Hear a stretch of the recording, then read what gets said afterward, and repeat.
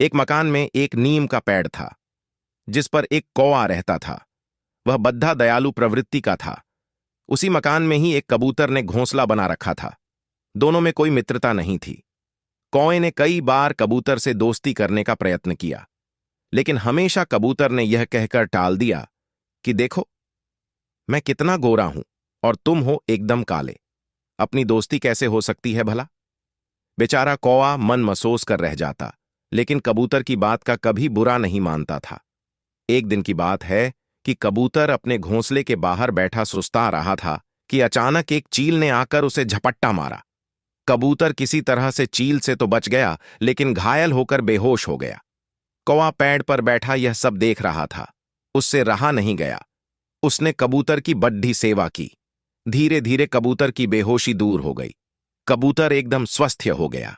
बेहोशी दूर होते ही जैसे ही उसने आंखें खोलीं, अपने पास कौए को देखकर उसने अपनी आंखें बंद कर लीं और ऐसा नाटक करने लगा जैसे मर गया हो। उसकी यह दशा देखकर कौए ने धीरे से कहा, भैया डरो मत, अब तुम बिल्कुल स्वस्थ हो। मैं तुम्हारा दोस्त हूं, दुश्मन नहीं। तुम कई दिनों से बीमार पड़ी रहे थे। मैंने ही तुम्हारी देखभाल की है। कबूतर बोला, तुमने मेरी देखभाल क्यों की? मुझे मर जाने दिया होता।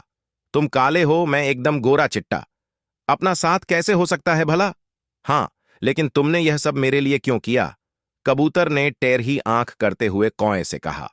कौए ने उत्तर दिया, इसलिए कि मैं तुम्हें अपना दोस्त बनाना चाहता हूं।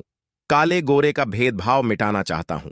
कौए ने कबूतर को समझाते हुए कहा, भैया बात यह है कि हमारा रंग अलग अलग है, जाति धर्म सब अलग अलग है, लेकिन हमारा दोनों का दिल तो एक ही तरह धड़कता है। खून का रंग एक जैसा है।